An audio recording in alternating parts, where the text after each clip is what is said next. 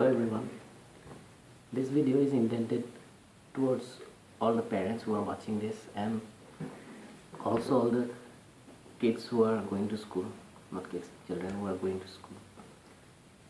So in this video I would like to emphasize on the importance and use of fountain pens.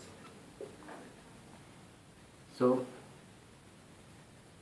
students nowadays, they don't like to use fountain pens because it's all messy and your hands get dirty, stuff and all. But I would like to emphasize some importance of fountain pens. Firstly, when you write something with a fountain pen at the end of the day or in the starting of the day, wherever, then the sheer movement of the pen striking against the paper, that gives a nice feeling, and you will be acquainted with it when you start using it. And also I believe that fountain pens help to improve your handwriting, and also it looks a bit classy. So I request all the parents and all the children who are watching this, please try to inculcate the habit of using fountain pen. So here I'll be giving some basic guides on what pens are available in the Indian market and what pens to use as a beginner. So without further ado, let's get started.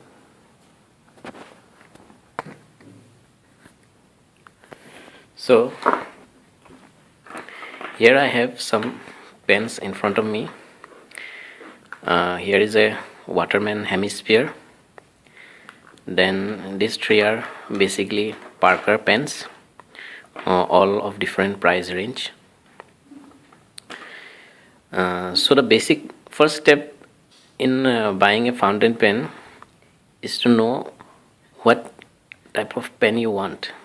Suppose you want a broad nib pen or a medium nib pen. So what that means is actually that suppose for this pen, if you look closely here,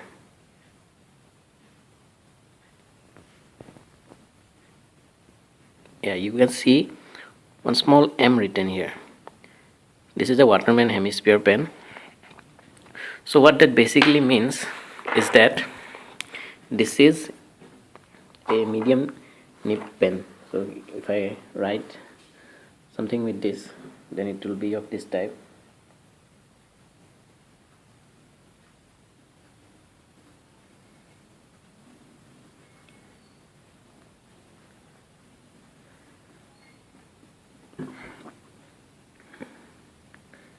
This is a medium nib pen. Alright, so moving on. So this pen, Waterman Hemisphere, this is a high-end pen. It will cost you around 4,100, including the ink, Waterman ink. So I would not recommend this pen for beginners, because this is a medium nib, and to use this pen you need some sort of practice, because if you stay at one point for some time, then the ink will start to bloat.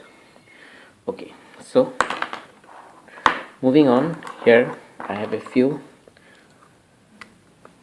fine nib pens.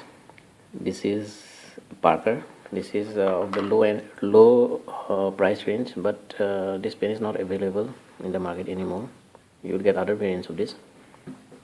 So let me show you what this looks like.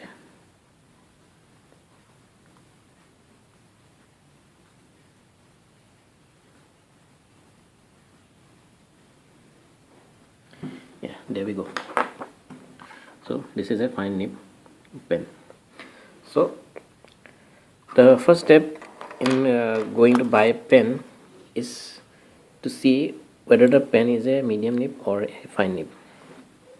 So that you will find on the nib written, it may be written here in the front, or it will be written here at the back. So that is the important thing, that if you want a medium nib, then you should go for a medium nib, and if you want to go for a fine nib, you should go for a fine nib, and there are also super fine nibs available. So now comes what pens to buy. So in the Indian market there are many good quality pens available. Let me write the names of a few. You can go for, there is a very good price range for pen. It is called Camlin Trinity. This is a very good pen, Camlin Trinity. You can get this pen for around 100 rupees, and this pen looks quite classy as well. Then you can go for a Flair, for a brand Flair. Flair has recently launched some pens for the school going kids with all cartoon characters and all. They are also very good pens. Then, and I would recommend, personally I would recommend to go for Parker pens. Parker pens, they are a bit classy. Then you can go for high-end pens like Shepherd, Lamy, Pilot. They are also good, but for beginners I would not recommend going for such pricey pens, because other kids in the school may feel a bit disappointed because they can't afford that pen or so, some sort of that thing.